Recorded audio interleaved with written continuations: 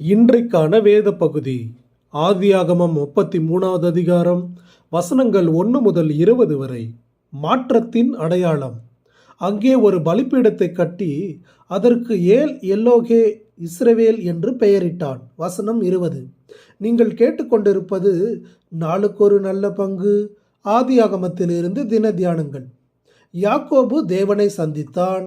இப்பொழுது 20 ஆண்டுகளுக்கு பின்னர் இஸ்ரவேல் என்னும் ஒரு புதிய பெயருடன் மாற்றம் பெற்ற ஒரு மனிதனாக 400 பேரோடு வருகிற தன் அண்ணனை சந்திக்கிறான். பாச உணர்வுகளின் நெகிழ்ச்சியை இந்த சந்திப்பில் காண்கிறோம். யாக்கோபின் நடவடிக்கைகளை அன்றைய காலகட்டத்தில் நிலவி வந்த கலாச்சார முறைகளோடு தொடர்பு படுத்தி பார்க்க வேண்டும். அவனுடைய வெகுமதிகள் சகோதர உறவை புதுப்பித்துதலுக்கு அடையாளமாகவும், 7 தரம் தரையில் விழுந்து வணங்கிய செயல் மூத்தவனுக்கு இளையவன் செய்யும் மரியாதையாகவும் இருக்கின்றன.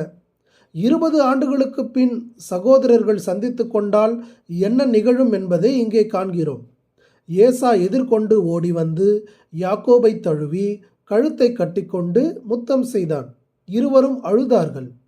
உணர்ச்சி பெருக்கின் பெருவெள்ளம் பாய்ந்தோடியது. பகைமை மறந்து கோபம் தணிந்து இருவரும் ஒப்புரவாகி பரஸ்பரம் நலம் விசாரித்து கொண்டனர்.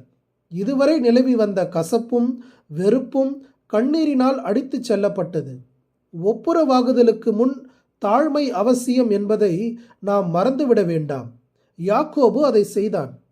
கிறிஸ்துவுக்குள்ளான ஒரு புதிய அனுபவத்தை பெற்றிருக்கிற சகோதர சகோதரிகளான நாம் ஒருவர் மேல் ஒருவர் கொண்டுள்ள கோபங்களையும் மனஸ்தாபங்களையும் விட்டுவிட்டு ஒப்புரவாக வேண்டியது அவசியம்.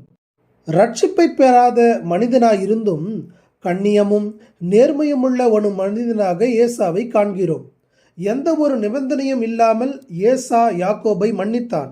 என் சகோதரனே, எனக்கு போதுமானது உண்டு, உன்னுடையது உனக்கு இருக்கட்டும் என்ற வார்த்தையை யாரால் கூற முடியும்? ஒரு காலத்தில் யாக்கோபு ஏசாவின் ஆசீர்வாதங்களை அபகரித்து கொண்டான். இப்பொழுது வெகுமதிகளை அளிப்பதன் வாயிலாக அதை ஈடுகட்ட முயலுகிறான். மன்னிப்பும் ஒப்புரவாகுதலும் திருப்பி செலுத்துவதுடன் தொடர்புடையது. ஒனேசிமுக்காக ஒரு பவுல் இருந்தார். அதை என் கணக்கில் வைத்து கொள்ளும், நான் அதை செலுத்தி தீர்ப்பேன் என்று அவர் பிலமோனுக்கு பிலமோன் 18-19 வசனங்களில் எழுதி அறிவித்தார். தேவன் நம்மீது கொண்ட பகைமை நீங்கி தேவனும் நாமும் ஒப்புரவாக மிகுந்த கிரயம் செலுத்தப்பட்டது என்பதையும் நினைத்து கொள்வோம். அது கிறிஸ்துவின் வெளியேறப்பட்ட இரத்தம். ஆயினும் ஒரு விசுவாசியும் அவிசுவாசியும் எங்கனம் சேர்ந்து வாழ முடியும்? ஏசா வருந்தி அழைத்தும் யாக்கோபு அவனுடன் செல்லவில்லை. தந்தை இறக்கும் வரை இருவருக்குமான சந்திப்பு மீண்டும் ஏற்படவே இல்லை. ஏசா தன் சொந்த இடத்துக்கு போனான்.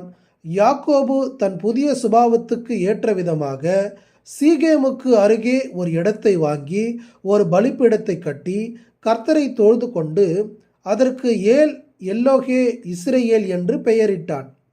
காணிக்கை செலுத்துவதற்கு முன் ஒப்புரவாகுதல் அவசியம் என்பதை நம்முடைய ஆண்டவர் புதிய ஏற்பாட்டில் கூறவில்லையா?